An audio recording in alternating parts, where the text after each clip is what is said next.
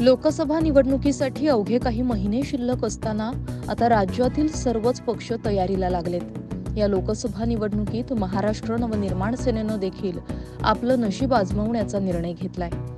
त्या अनुषंगानं मनसेकडून काही मोजक्या जागांवर जोरदार तयारी करण्यात येतेय। त्यातीलच एक लोकसभा मतदारसंघ म्हणजे पुणे। पुणे लोकसभा मतदारसंघाची जबाबदारी मनसे अध्यक्ष राज ठाकरे यांनी आपले सुपुत्र अमित ठाकरे यांच्यावर सोपवली होती।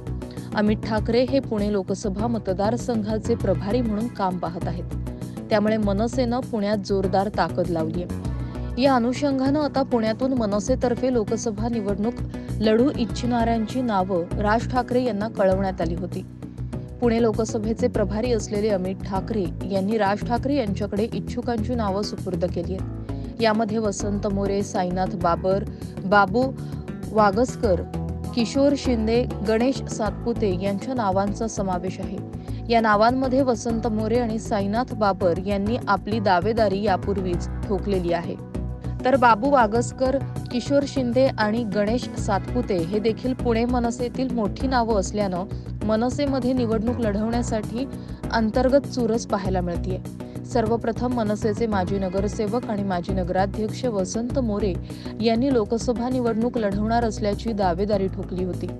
त्याच अनुषंगानं त्यांनी शहरभर फ्लेक्सबाजी केली होती। पुण्याची पसंत मोरे वसंत अशा आशयाचे फ्लेक्स लावत वसंत मोरे यांनी वातावरण निर्मिती केली होती।